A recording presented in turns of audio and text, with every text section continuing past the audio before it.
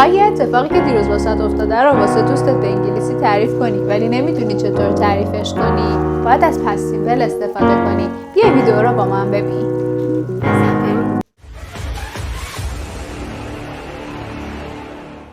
Hello guys, how are you doing? I hope you're well. I'm Delaram. Today we're going to have another grammar lesson about past simple. سلام رفقا، حالتون چطوره؟ امیدوارم که عالی باشید. من دلارامم. امروز اومدیم با هم دیگه یک گرامر جدید راجع به گذشته ساده با هم داشته باشیم. بریم کاربردش رو ببینیم. Let's talk about the usages. First one. An action that was completed in a time period before now. پس واسه یک کاری که توی گذشته اتفاق افتاده و تموم شده از past simple میتونیم استفاده کنیم. The second usage speak about something that was true in the past. وقتی میخوایم راجع به یک چیزی که حقیقت بوده، واقعیت بوده توی گذشته، میخوایم راجع به صحبت کنیم. خب حالا وقتشه که بریم با هم یه ویدیو ببینیم که توش از past simple استفاده شده. What did you do?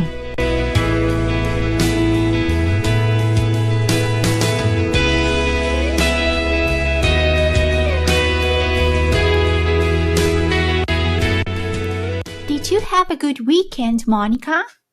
Oh yeah, it was great. So what did you do? On Saturday, I went to the theater with my parents. What play did you see? I saw Cinderella, and it was an amazing show.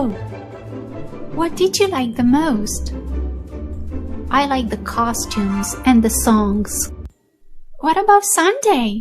Did you do anything special? I read a book in the morning. Then I did my homework, though I didn't feel like it, but I knew I had to. The weather was so beautiful and warm, so we went on a picnic in the park in the afternoon. We ate some sandwiches and drank some fresh orange juice. After lunch, we stood on the stream bank and fed the ducks.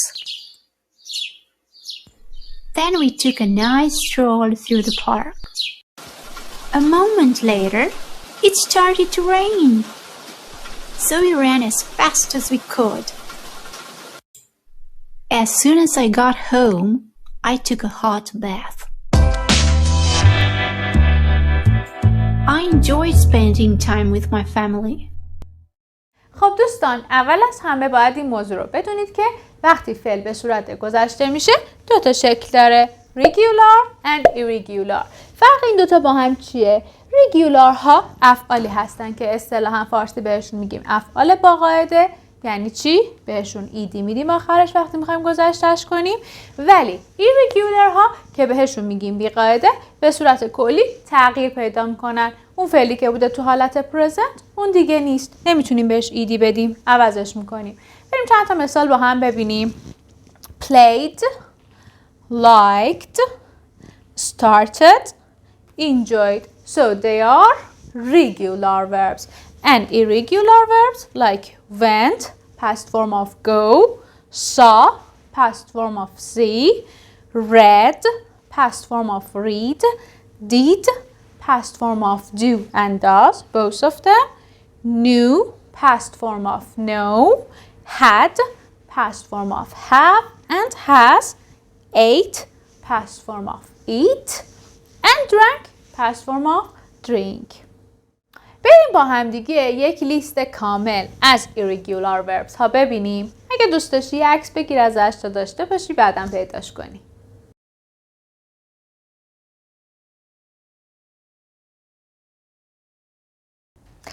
I felt like it. این جمله چی هستش؟ past simple. اول نشونش چیه؟ فعلمون که به صورت گذشته اومده. feel بوده تبدیل شده به felt.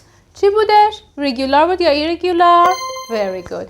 It's an irregular verb. از کجا فهمیدیم؟ چون ایدی ندادیم بهش. فعلمون به صورت کامل تغییر پیدا کرد.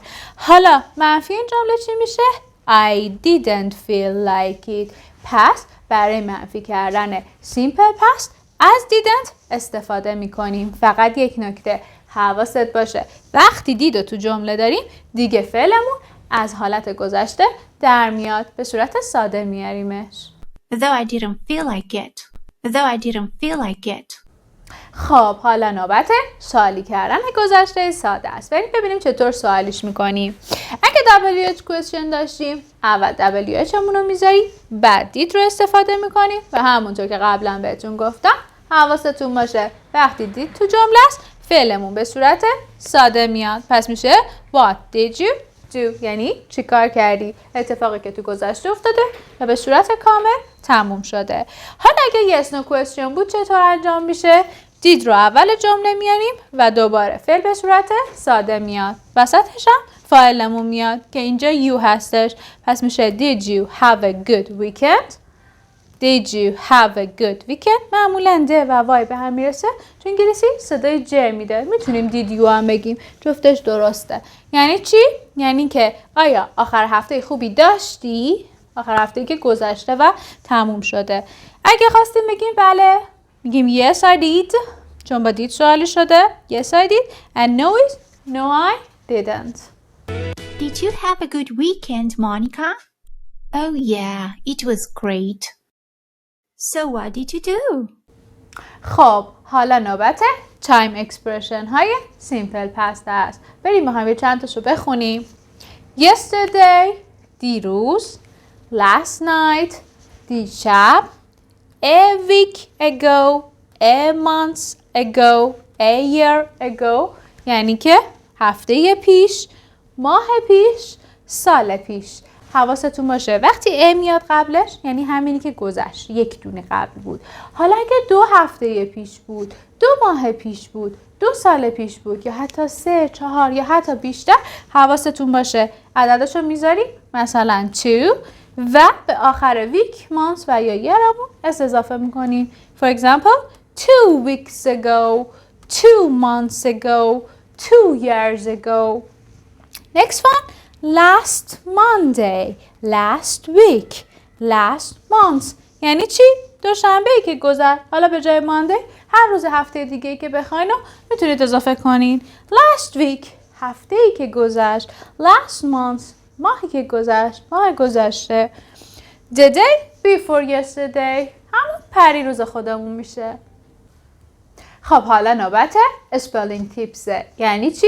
مدل نوشتاریش. ببینیم وقتی ایدی به آخر یک فعل اضافه میشه چه اتفاقی واسه نوشتارش میفته. اول از همه ایدیه، یعنی هیچ کار خاصی نمی کنیم، فقط به آخر فعلمون یک ایدی اضافه میکنیم مثل فعل played و started. The second one is just adding the. در چه صورتی فقط به آخر فعلمون دی اضافه میکنیم؟ وقتی که خود فعل آخرش ای رو داشته باشه. دیگه نمیتونیم ایشو دبل کنیم، همون فقط بهش دی اضافه میکنیم. Like, liked and lived. پس مثالاش مثل like و live. نگاه کنید خودشون آخرشون ای دارن، پس نیازی به اضافه کردن یک ای دیگه نیست. The third one ends with a CVC. وقتی که یک فعل به CVC ختم میشه. CVC چیه؟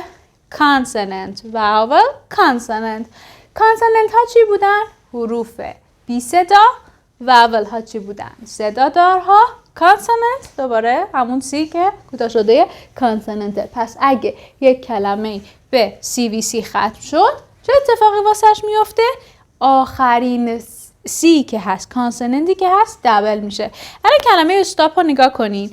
اس و تی در اصل تو انگلیسی یک صدا هست، میگیم ست. این کانسوننتمون حساب میشه. آ، تا، آش واولمونه و آخرش پی که دوباره کانسوننته. پس این ترتیب CVC توی این فعل رعایت شده. توی این شرایط ما پی آخرش رو 2 تا میکنیم وقتی میخوایم دی بهش اضافه کنیم، ای دی اضافه کنیم. پس میشه stopped with double p. فقط یک استثنایی هست در صورتی که حرف آخر w, x و y بود، این قانون رو روش اجرا نمی کنیم، دبل نمیشه. And the last one, consonant plus y. اگه فعلمون آخرش وای بود، قبل وایمون یک کانسوننت داشتیم، یک حرف بی صدا داشتیم، چی میشه؟ وایمون تبدیل به آی میشه. like tried. پس حواستون باشه حتما باید کانسوننت باشه. اگه واول بود این اتفاق نمیافته. خب حالا بریم سراغ تلفظ regular verb. ببینیم وقتی بهش ed اضافه میکنیم توی تلفظش چه اتفاقی میافته. حواستون باشه 3 تا تلفظ داریم. وقتی ed به آخر یک فعلی اضافه میشه، بعضی وقتا صدای د میده، بعضی وقتا صدای ت میده، بعضی وقتا صدای اید میده. بریم ببینیم تو چه شرایطی هر کدوم از این اتفاقا میافته. بیشتر اوقات صدای د میده like played, enjoy and jumped.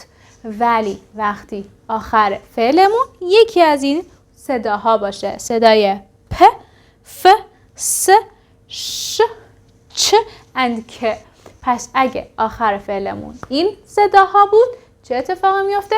وقتی ایدی به آخر فعلمون اضافه میشه د صدای ت میده، مثل liked, washed, watched.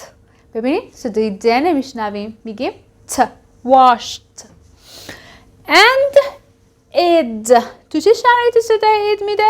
وقتی که فعلمون آخر صدای ت or د بده. وقتی آخرش ت و د بود ما فعلمون اون ایدی که دادیم آخرش رو id تلفظ میکنیم. For example started, loaded, id.